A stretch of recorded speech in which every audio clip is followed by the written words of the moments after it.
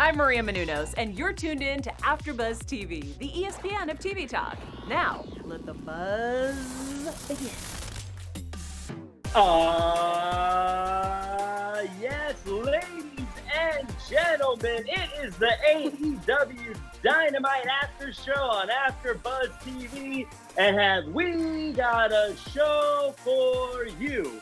We've got tournaments, we've got bubbly, we've got it all. But before we get started, let me introduce to you the amazing crew that I get to work with today. First up, he is the Law Doctor and the International Super Scout. Ladies and gentlemen, let's hear it for Roger Corrall. Woo, woo. Guys, I was told that only doctors can wear glasses, and I forgot my glasses. You missed the memo. You missed the memo, Dr. Jessica.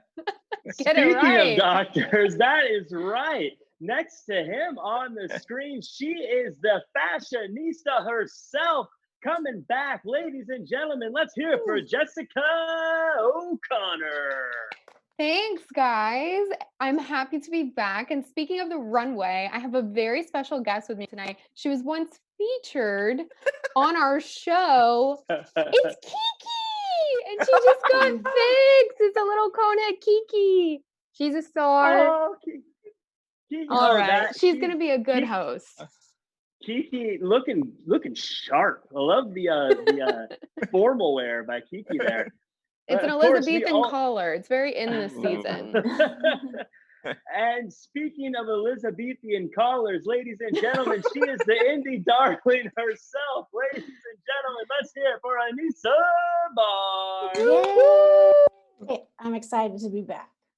Finally. And when he's not busy breaking down all the biggest movies Hollywood has to offer, he's in the booth producing. Ladies and gentlemen, let's hear it for Ryan Guy. How you doing, Ryan? I'm well, and I'm just gonna let you know the NXT crew was talking some smack, not smackdown, but Flobo's in the chat and he's got some things to say right now. Flobito. Flobito.com. Flobo, is Flobo still with AfterBuzz? Oh. Jade. Speaking of still with AfterBuzz, I am your benevolent host, Fancy Jack Farmer. We are all stocked up and ready to go. This is going to be a fun episode. I feel like we're just going to let our hair down, the hair that we haven't been able to get cut in so long. Speaking of hair not getting cut in so long, before the show started, we had some quarantine upkeep chat going on. I don't know about you guys, but this beard barely survived the morning. I can't stand it. I'm ready to get rid of it. How are you guys maintaining so far? That's a good beard, Jack. I like it. I'm feeling Are you doing the thing where you're growing it out until we go back to work? Are you one of those? That was the plan. I don't know if it's gonna make it though. You're like, I don't want it to go down to my kneecaps, so probably not. Yeah, I'm gonna be looking like Brody Lee here in a little bit. My hair's almost long enough to put in a bun. I'm excited about that. Man buns are fun. I'm telling you. Yeah, Roger, you and we're gonna have similar. You guys are starting to look alike, and then me and Anissa are starting to look alike. I think we've been around each other for too long. We're just like osmosising together. Yeah, it's too much. Yeah, speaking of osmosis, how'd you guys enjoy this show? This was a little bit of everything today. Yeah, I mean, we got a little bit of new stuff. We have some faces that we haven't seen in a while, and then we have faces that we haven't actually seen at all.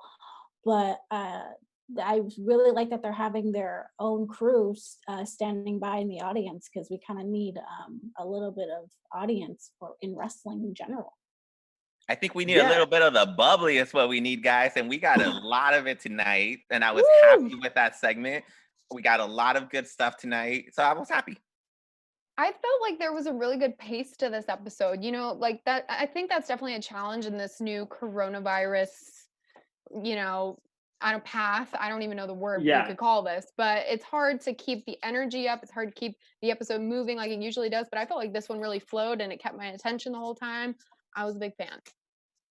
Yeah, it did a lot of things really, really well. Something I thought that it did well, that they've been doing well the past few weeks. Chris Jericho on commentary again, incredibly entertaining. I had a question for you guys, and you know what? I'm going to go ahead and throw it to Jessica, and that is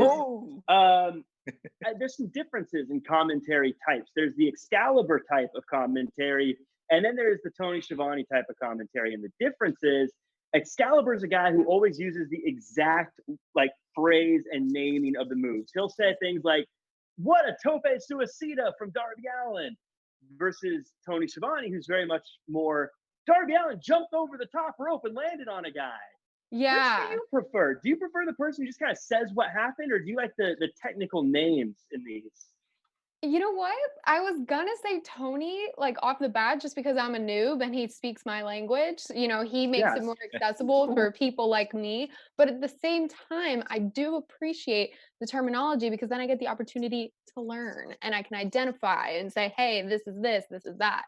So I think that's why they're such a little dynamic duo because they balance each other out. Jessica, do you find yourself saying tope suicidas in casual I conversation? say it in my sleep. I Yeah. wake up, I'm like, "Tope suicida!" It really has been scaring my neighbors. Right. Yeah, it's interesting hearing the different types of commentary. I'm a commentary nerd, so I thought it's really interesting hearing those different things. But let's get into the show. There was so much that happened, and right off the bat, we had a banger of a match. Darby Allin, Cody for the right to face off for the TNT title, and I'm going to start off just by talking about the build to this little video they had. I thought the videos they do to build up these matches are so good.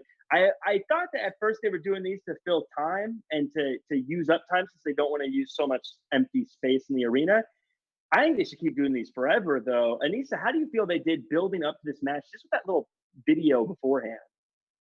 You know, I'm always the type of person where I like video packages. It really helps with building up the match. And especially if somebody who's watching AEW for the first time, they're not familiar with what's going on, and the way they edit it and just pretty much how they use each clip, it just amazes me. And for me, I thought this was a very, very successful promo package for the match. Yeah, I thought it was well done as well. Roger, did you feel? I feel like this should have been the main event. How do you feel about them putting it this early? This was the match I think a lot of people are looking forward to the most. They start off the show with it. I know this is probably one of those you win either way kind of questions, but do you think this should have been the main event, or was this better to open it up with this match? I think it goes 50-50 because I think both matches had good lead ups to it. And like Anissa said, like I'm always down for a great video package. I mean, honestly, do you see yourself ever seeing like a Dr. Phil episode or a Jerry Springer episode without a good video package? You know, like that adds a lot. And so I imagine I was gonna say Mari would be a very boring show if they're like, is he the father? Nope. Is he the father? Yep. Yeah. Case closed. Thanks for coming, guys. You need the build up. And I think That's both of these matches had that. So I didn't mind the main event that we had, but I still think Cody is a real star of the company. So I think that would have been the preferred choice, to be honest. Yeah, Cody made a comment during this video package before the match that it's ironic that he can't go for the world title, even though he did that to himself, but is also the number one ranked wrestler. He came out dressed in gold today, however, though. Jessica, you are the fashionista. Do you think this was intentional? Was Cody sending us a message draped in gold? You know what? I didn't think of it that way, but I enjoy that you did. I like that you were putting your fashion cap on and looking at the symbolism of it all, because we know wrestling loves to do that. And I think you could be right. Yeah. It's a fashion beret, to be honest. But not even a cap. Okay. No. You know, I'm more of a strawberry beret. Oh, little prince there. So there's a moment here. I thought of you, Roger. There's a moment here during this match. Darby Allin is barreling towards Cody. Cody sidesteps, and Darby hits Brandy, knocks her over. first off, not the most gentlemanly move of Cody to do, but later in the match, Cody sat there, his belt in his hand, and he could have whipped Darby and gotten some revenge after that, but he chose not to. Roger, as a married man, did Cody punk out a little bit here? He should have gone for the hits, right? Did he not stand up for his wife? I mean, yeah, if anyone touches your lady, then hands have to come up. You know, that's the way it works. That's the way it works since like elementary school. If you have like your fifth grade girlfriend and someone dares talk to her, it happens, you know? It's gotta happen. It's gotta happen. The playground. Well, Darby Allin's wife was in the crowd. Wait, where was she? Same. Darby Allin's wife, Priscilla Kelly, was in the crowd. Oh, yeah, was she? Cody didn't spear tackle her. I know, but I'm just saying, if something happens, you know, Darby's. Could we play devil's advocate and say maybe he was just so caught up in the moment he didn't even look behind him, he didn't know, or he's caught red-handed, like he messed up. That during dinner, Jessica. I am team defend your wife, but I'm saying, is there any shadow of a doubt here, or he was just screw you, Brandy, I'm in my zone? Look, it's not just that he let it happen, it's that he had his belt. He was ready to deliver some vengeance, and he didn't. He let Aubrey take the belt away. He didn't dish it out. He didn't get some revenge, and I think that was Cody maybe taking his foot off the pedal just a little bit. Well, the question is, what would Brandy want? I've seen Brandy as part of the Nightmare Collective, and I think she would want Darby to get attention. That's a good point. That I think is the rule there. So we lost a host. Did the right person win, Anissa? Should Cody have won here, or was this a moment for Darby to step up? In my opinion, I think Darby should have won. I don't, I like Cody. Cody's great, a big fan, but I feel that I don't want fans to think, oh, just because he's part owner of the company, he's gonna be the number one contender of this and that. And unfortunately, that will happen. Obviously it's wrestling, but also I feel that with AEW, they're giving Darby Allin a lot of opportunities being on AEW a lot than others, which is great. But for me, I think Darby Allin should have won this because I feel that he has scratched and clawed for years, and I think it's his time to become a champion. I think that he definitely has some titles coming his way soon. Roger, if someone had made a prediction bracket and put Darby Allin ahead here, you would say that doesn't count against them, right? I mean, clearly Cody just invoked the EVP clause, and it wouldn't count as like an incorrect bracket, right? It wouldn't. We were all allowed practice sheets, so I think that would count as your practice sheet. Oh, I must have missed that one. Yeah, so it's fair. It's fair. I could still say my bracket is perfect. I think you would be accurate. Yes. Yeah. That's totally fair. Where does Darby go from here, Roger? Does he have a thing he can kind of phase into now? He's kind of left stranded, right?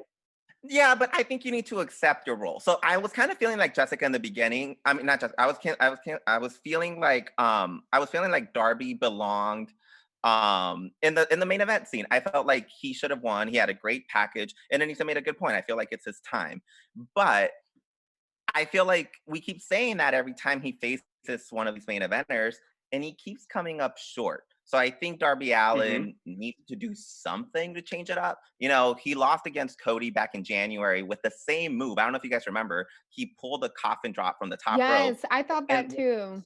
With the same move, he was defeated the same way. He got rolled up by Cody. So obviously something in his repertoire is not working. And I think he needs to go back into his arsenal and do something about it. Think about what you've done, Darby Allin. Well, that's kind of leads to my question. Do you think that was intentional? Do you think, because I've noticed he lost to Cody with that coffin drop roll up.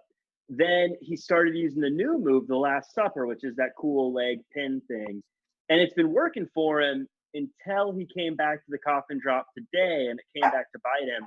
Do you think that was an intentional move, like as far as the storytelling, like for us to see that maybe the coffin drop isn't working anymore? Or do you think that's just that's just how it happened for whatever Maybe reason? it was intentional. Maybe this was supposed to be his move to make the crowd and himself realize that, like Roger was saying, he kind of needs to go back to the drawing board and like work on his moves, come up with something a little more original, something that the crowd and other wrestlers won't expect from him. It's time to reinvent the wheel. It's time to As they reinvent say. that wheel. And You know, there's nothing wrong with losing this way. You know, there's a lot of matches that end in a double pin type of fashion. I was thinking back, the infamous Bret Hart Stone Cold match in 1996 Survivor Series, and that ended in a double pin. Sting and the Great Muta back in '89 had a double pin. You know, it happens, and in this instance, it didn't turn into a double pin. It turned into a victory for Cody. So, yeah, sometimes the dice rolls that way. Isn't that the Dusty finish? Am I not mistaken that, Roger? I feel like that's something you would know. The Dusty Is that finish. what a Dusty finish? I feel like I'm questioning myself now. Yeah, I don't know. I'm sure the chat will get to us and say, no, Jack, the Dusty finish. Something else. But I thought that was the Dusty finish when they both go for the pin, but only one of them gets it, or there's like a thing like that. I'm gonna go with case, you got it, man. In any case, something that's not Dusty, something that never gets Dusty, something that stays brand new all the time is what we in the industry call the live read. And we haven't heard Jessica do it in quite some time. Jessica, can you tell everyone where they can find us and other shows like us?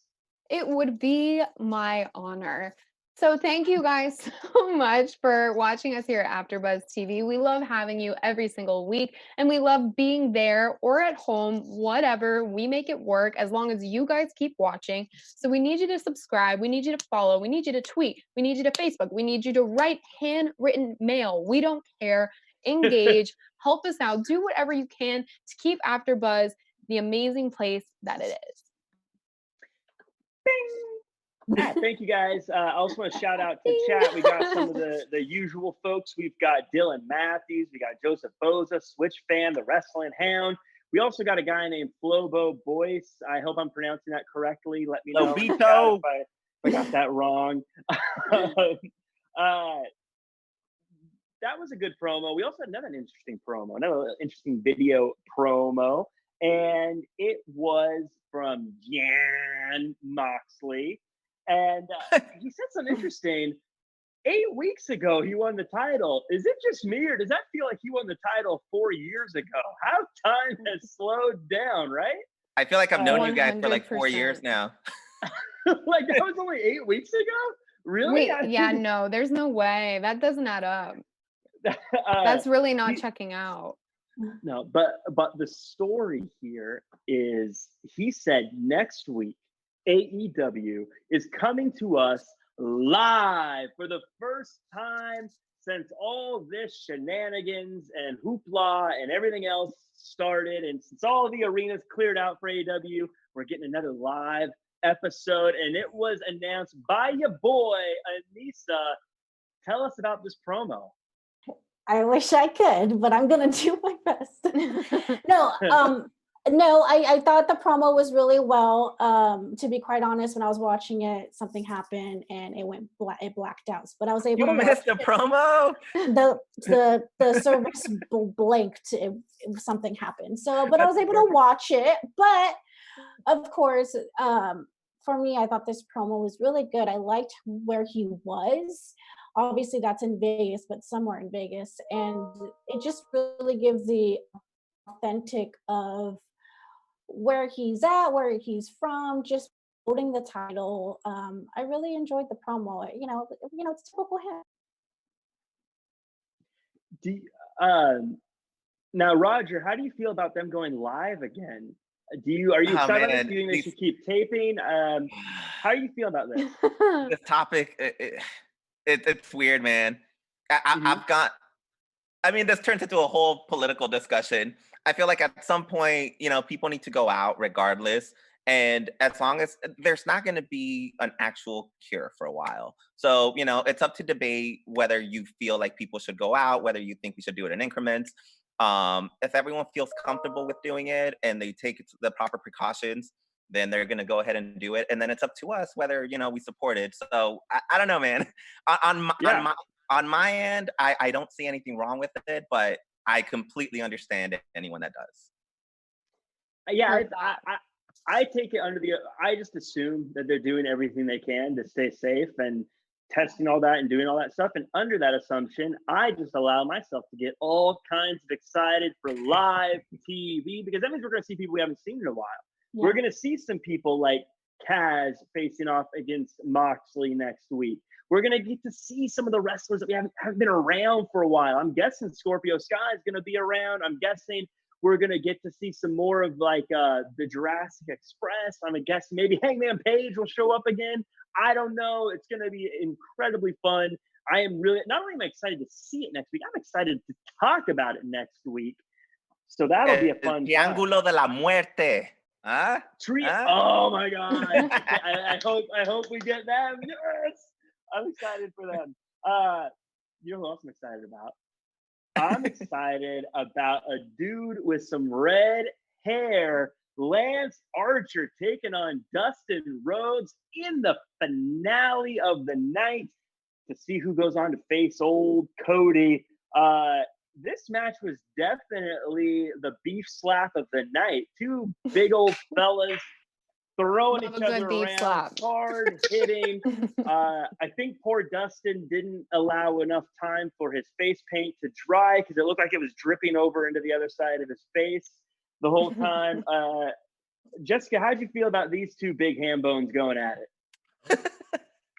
I'm not gonna lie. I found the match a little bit slow just because it was really hard for Dustin to get a hold of himself. And I thought it would have kind of been cool for it to be like a Rhodes Brothers match, but we have seen that before. And I don't know if it would be as exciting as the match that they're giving us. So I'm happy with the result. And I thought it was good overall. Yeah. Can't complain. Anissa, how crazy was it? Yeah. Go ahead. I was gonna say. Okay, Anissa, you go. Your turn. I was gonna say I agree with Jessica because we've already seen Cody and Dustin before, and even though they made a classic match, I feel that if they do this again, the original classic match, like I feel like they would want to top that classic match they did at Double or Nothing, and I just feel that it should wait maybe 2 more years. They should go back and face each other. That's my opinion. Wait, was that a Double or Nothing? Was that a year ago? Mm-hmm. Yeah, I think it's Double or Nothing. Time. Yeah. I was saying to my, I was chatting with my sisters earlier, and I said, "Doesn't it feel like Christmas was 4 years ago?" Minimum, absolute minimum. At this rate, we might never have a Christmas. It's possible. Anissa, what I was going to ask, how did you feel about Lance Archer walking on the ropes, backflipping off the top of them, and landing on poor Dustin? Have you seen a big guy do a move like that in a while? Well, I mean, the only big guy that I've ever seen walk ropes is The Undertaker. But for this, it was really interesting. I mean, a lot of it surprises you. A lot of these athletes really surprise you because you don't think that they can do this because you're so used to, okay, Marco's stunned. He's just a little guy. Scorpio Sky, he's athletic. He's this type of wrestler. He's and then you got the Lucha Brothers who are tag teams. And then, just different people are used to their own different styles. But for him, it really blew my mind. And hey, I mean, if he can do it, anybody else can do it. Well, I couldn't do it. I don't know if right. So I have a theory. I think Cody Rhodes, first off, he doesn't defend his wife's honor. He doesn't get revenge. Then something happened at the end of this match. Something happened. They were going to throw in the towel. His brother, bloody, all over the mat, looking like he was about to pass away. They're going to throw in the towel, save his poor brother. But what did Cody Rhodes do? He comes out and he says no. You know why he said no?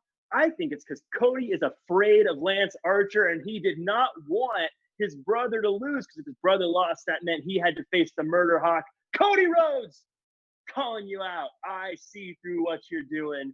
You didn't want to be in that situation, and you made your poor brother get his head slammed in the mat multiple times. Jack, I mean, if it was your brother, would you be running in to defend him against that guy? He's pretty scary. That's a good question. I No, wouldn't you be in would the building. evacuate the dance floor. I like how So, I find it so interesting how Brandy broke kayfabe where earlier in the match where she was hurt in pain, but when Dustin Rhodes came out, she was magically fine. You know, it was like she had a new outfit even.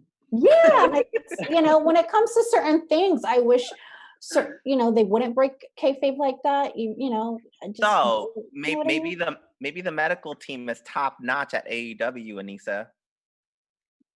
Yeah. Maybe that 45-minute ice recovery. maybe that ice is with pixie dust since they're in Florida. Maybe the doctor that fixed her was the guy that Lance Archer threw out into the middle of the That's why he was mad at entranceway him. and walked That was over. the doctor. How would Probably. you feel? You're like, you know what? In the middle of this pandemic, I'm still going to go to work. I'm going to have a positive attitude. And I'm going to make a difference. And then Lance Archer beats the crap out of you on public TV and drags his feet over your body as he makes his way to the ring. Oh, that's Some great commentary here. Again, I'm a big fan of commentary. During the match, Lance Archer takes the turnbuckle pad off, and Jericho says, "Not a lot of rules in this tournament." And Tony just goes, "Well," because there's supposed to be rules. I think we get it. Lance Archer, Cody Rhodes. Who's winning that match? I'm going to leave it open to the panel. Who do you think's winning? I think it's time for Cody wants the belt. And I've told you this. I think there's been hints throughout the past year. There's an evil side to Cody that we haven't seen because he's still living off of the people. But now there's no people in the audience. So now he could be himself. The true Cody can come out. And I think we're seeing shades of it. The true Cody that doesn't defend his wife and tries to leave his brother hanging in the ring and won't throw in the towel. Jessica, is Cody evil? I mean, evil's a strong word. Evil is really, really intense. Maybe he could be a little bit shady. I'm gonna say he's mostly good with a dash of shade. Just a little shade. Is he gonna beat Lance Archer?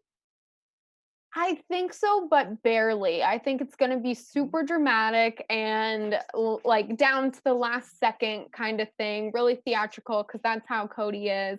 And I think that the whole reason this TNT championship was created was so Cody could win. It's the loophole that I've been talking about. And I would love for me to be right. Anissa, that would be great. Is this the loophole? Yeah, Jessica's right. Woo! Where's Flobo? Yeah. Where's the sign when we need it? Who's this guy you keep talking about? I've never heard of him. One thing, I know what it is. It's not Flobo you meant to say. You meant to say Bubbly Bunch. Bubbly Bunch was one of the highlights of the show. And look, these things are great. I love Jericho and his glittery jacket working out.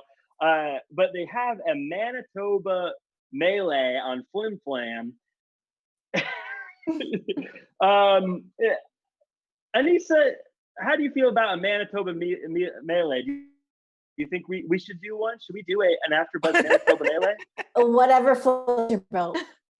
That would be fun. I would be down. You say whatever Sure. Flobo's your boat? Whatever Flobo's your boat. I thought this was hilarious. I thought it was fun. I loved the special guests. It was the whole time. It was like, oh, this is fun. Oh, this is even funner. Oh my goodness, Lou Ferrigno with a taser of all things. Wait. Guys, Also, was I losing my absolute mind, or was like the guy on the jet ski from Tiger King in this as well? Did anybody else see him with the girls by the pool? That was him, right? Yes. Good for Amazing him, I by didn't the catch way. that. We had Oh, a lot I- of great cameos. I saw it and I was like, living his best life. yeah, he's doing well apparently. Wait, that was the Eye of the Tiger guy, right? Yes. Yeah. I thought Like- so anyway. He's- think. he's I don't know anything about these people, but of all the people on Tiger King, that guy's doing it right. He's right. He rode off on a jet ski, got a pool with a bunch of Into the girls, hanging out with sunset, yeah. Jericho. Guys, Uh, you know Jericho's dad was in it as well? Yeah, he was the one with the The jersey, hockey right? guy. Yeah. Oh, that's Yeah. cute. There's didn't know also that. a guy from Slipknot and not know that. Guns N' Roses in there too. Gabriel Iglesias, the comedian, Gabriel Iglesias. who was in that. Oh, Silent Bob Anyone was else in we're there. forgetting? Jay and Silent Bob were also in there. I love the little touch that they took the music off for Silent Bob, by the way. Because Jimmy Havoc, and I think Orange Cassidy at one point got murdered by a chair. I think Trent at one point got murdered by being stomped onto chairs, and I think Chuck Taylor murdered Kip Sabian by pile driving him onto chairs. This had all the makings of an Anissa people get killed match. How'd you feel about this one, And Anissa? Anissa Holiday. An Anissa holiday. Yeah, this was like, wow, finally something happened. Somebody gets hurt by a chair. But I feel, I mean, I feel bad for all of them because those must have hurt. I mean, good thing nothing happened to Penelope Ford because, We must Yeah. protect her at all We costs. must We must protect protect Penelope her. Ford. Right. yes. Right. But how did- no, yeah. overall, how I felt about the match, I thought the match was great. I feel that they should continue a storyline with these guys. I feel that there's a lot of potential. We don't really much see Jimmy Havoc on AEW, like that, on the main show. But I feel that they should totally do a storyline between these guys. I feel like they deserve a storyline because this They match should. was intense. They should do a storyline with Jimmy Havoc where he needs friends. I feel like Oh, poor guy. he needs best friends. That could be good. It could be like a Dark Order thing, but he's recruiting a best friend. But he's like the emo best friend where he's like always He's a sad. emo best friend. Who would be his best friend? He takes different people on dates to just see if they click. He's like him and Sean Spears hang out, and he's like, "Hey, Sean Spears, do you like rock and roll music or whatever?" Jimmy He has a Havoc British listens to?" accent, doing a British accent. Do you like Oh, rock and roll? Who did I rock and roll, mate? Right, what's this then? You like And everyone recommends regular plans like going to the movies, and he recommends like eating tax. And You know? getting Yeah. tea. Oh. Or eating Oh, tax. Depends on the So- day. yeah, so I thought that was a really fun Anissa bingo match, and I thought everyone looked good. I have a question about best friends though. They win all the time. They have great matches. They're a good crew. Roger, why don't I take them seriously as contenders to the tag team titles? That's your own problem, Jack. I can't imagine them. I can't imagine them getting into the top echelon. I can't imagine getting past the Lucha Bros and the Young Bucks and SCU. But Could it be seems their they have all name? the talent, but The best friends? I mean, I feel like that's not very menacing. And Trent, we've talked about how Trent talked is about just bad. I really think maybe it's Yeah. like deep in your psyche, it's just the name. It's not tough enough. I know we need the nasty friends. The horrible because I friends. believe the nasty friends. Worst friends you've ever had. As Jimmy is whispering, the Havoc friends. You know who else has some good friends? Britt Baker. Britt Baker has a makeup artist. Her name is Rebel, but she goes by Reba. Is Britt Baker one of the best things in wrestling right now, Jessica? You know what? I was very anti-heel Britt Baker. She did not win me over literally until tonight. Like up until this point, I found her really unconvincing. And I mean, she's definitely gotten better over time, but from her debut to now, she was really nervous and unconvincing. But tonight I thought she was so funny. I thought this bit was really good. She was confident. She was cute. It was good. I really like this one. But I thought it was almost a little bit too mean. Like when she was calling him fat and like a snaggletooth and stuff, I'm like, oh my God, if I was watching this of me on national television, like he's a very good sport because she went in on him tonight. Like nothing was held back. Seriously, we're all in lockdown. And so Tony Schiavone's family is probably watching this at home. They're like, Dad? She does such a good job though of like making it feel just sincere enough and not over the top. And she had such a perfect like jerk boss attitude the whole time of like, hey, if this is gonna be if I'm gonna help break you, then this is gonna be your breaking moment, then you need to do it my way. Yeah, I need you to call me Dr. Baker. Yeah. Are you on board, Anissa, with this Britt Baker? Should she be like shot to the moon at this point?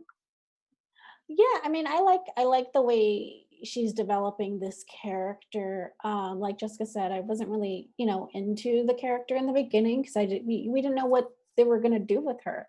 But I feel that I'm giving more of a teenage rom-com mean girl vibe with Britt Baker. I feel like that's what she's giving, and not in a bad way because that's what that's how I feel. But it's good to see Rebel on TV. Man, they should hire her. Hey, I remember last time she wrestled, but I mean, now she's Britt Baker's makeup artist. But I really, it was really interesting that they were able to film where she works because obviously we're where we are. But of course, your teeth are very important. So. She I thought Rebel did a fantastic job. We shouldn't bury that. I thought her little facial expressions, like when she was like, yeah, I love working with Dr. Britt Baker. Yeah. She had like a little facial like just lots of little it was actually really good stuff there. Someone else who had another good showing, Brody Lee, the Exalted One of the Dark Order, been kind of on a squash tear lately, kind of smashing some folks. This time it was poor old Marco Stunt. Marco Stunt with another great video to really build sympathy. My question about Brody Lee is he's unbeaten. He seems to have big things coming his way. I want to do a little reckless speculation, and I'm going to go around the horn here and ask all of you, who do you guys think is going to be the person to be the first person to beat Brody Lee? Lance Archer. Ooh. Good guess. That's a good one. I think only Brody Lee can defeat Brody Lee. Oh. Does this mean he gets injured, or what does that mean? You know what that means. You know for what? Me, that's a Twitter joke. I have Twitter jokes all day. Yeah. For me, Matt Hardy, because they both have superpowers, and we'll see who can defeat who in a battle. The answer is no one. The Dark Order is going to rule the day forever because the Dark Order is great. We're running out of time, so I'm going to go ahead and knock out a few quick things. MJF video, great. Loved how he said that he is so bummed out he doesn't get to perform in front of 6 or 7 people. I forgot about it. That was good. Do we think MJF? I think MJF's the next world title shot guy. What do you guys think is next when he finally comes back? We'll go to Jessica. Yeah, honestly, I think that's fair. I could see that for him. I don't have a really specific vision. I don't, fall asleep dreaming up MJF's life, but I think that's a good guess. Yeah. You don't? I don't. Yeah. Not recently, no. That's on the schedule for next month. That's my vision board. Another guy that had a cool video, part 2, that I think is another world champion guy, someone who I think is a huge star waiting to happen, is Scorpio Sky. Anissa, this is another one of your guys. They've had 2 videos building him up specifically. I know he's part of SCU, but they've been really focusing on him. He doesn't say he just wants to be good or great. He wants to be a frickin' legend. He did not use the word frickin'.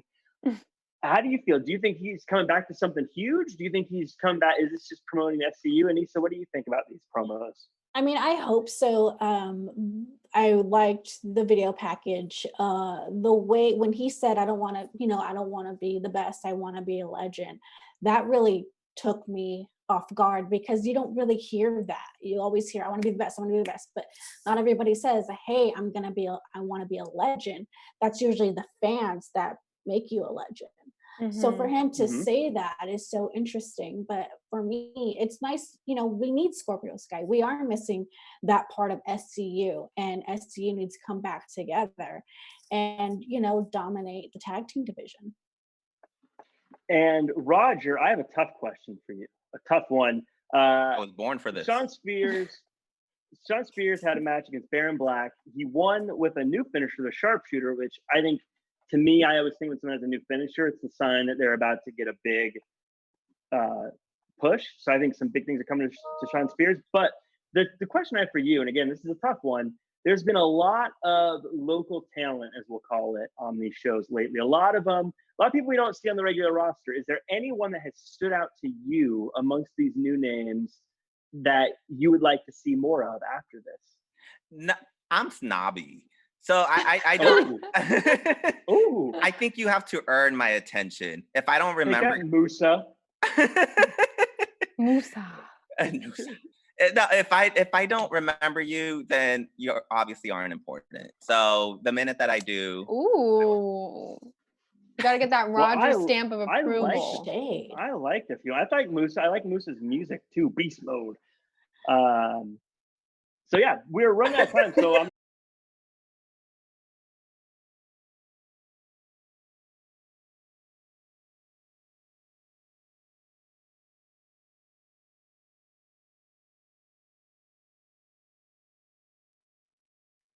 Sorry, everyone. We briefly lost connection, but we are back and we're rolling. It's the Elite of the Week. Starting at number 5, we have Chris Jericho on commentary and the Bubbly Bunch, always bringing entertainment, whether he's in the ring or out. At number 4, we have Wardlow, who is on a string of crushes lately in a world with Luchasaurus and Jake Hager. He is still the biggest and the strongest, I think, in all of AEW. At number 3, we got Cody. He's moving forward in the TNT tournament, and he's a surefire favorite to do well in that final match. At number 2, we got Brit Baker. She is bringing so much entertainment every single time she's on. She's trending. She's hitting Cody with shoes from ringside. And at number 1, we got Lance Archer. He won his match, and I think he's going to win the TNT Title Tournament at Double or Nothing. I think he's unstoppable. He's still unstoppable. He's going to continue to be unstoppable. And after all I've seen, I'm not going to tell him otherwise. Ladies and gentlemen, that is your Elite of the Week. This was a tough one this week. I didn't know who to put where. I feel like it's a wide open field. And next week's Elite of the Week is Can't Miss. So after that live episode, people are definitely going to have to tune in, folks. That's true. All that said, it's about time we go ahead and wrap it up. But before we do, as always, Roger, let the people know where they can find you online. The people can find me on Twitter, Roger_Corrall. And Jessica O'Connor. You guys can find me on Twitter at JO'Connor with 3 N's, on Instagram at Jessica O'Connor _. And you can follow Kiki at Sweet Baby Kiki _. Yay, Kiki and Anissa. Where can they find you? Follow me on all social media at Anissa Barr. Like I mentioned a few weeks ago that I have a clothing line coming out, but it's not wrestling, just for girls. So stay tuned. Love that. I'm going to wear it anyways. And Rye Guy in the booth, where can they find you online? You can find me at Ryan Nilsen on Twitter, RYNILSEN. How about you, Mr. Farmer? Yeah, you can find me at jackcfarmer.com as well as that Real Jack Farmer across all social media. You can also check me out on the AEW social media scam every Monday, as well as the WWE Raw After Show every Monday at 9 p.m. Pacific Standard Time on AfterBuzz TV. Also, make sure to check me out with my boy, Flogo Boyce, who's been in the chat. Thank you so much for being a good sport, buddy. We do a show every Thursday at 3 p.m. Pacific Standard Time called Wrestling with Your Questions. We answer whatever question you want. Could be wrestling, could be something else.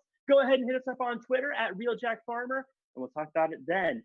Folks, it was great. Next week, the live AEW. It's can't miss. You got to be there. So until then, do your best and be yourself.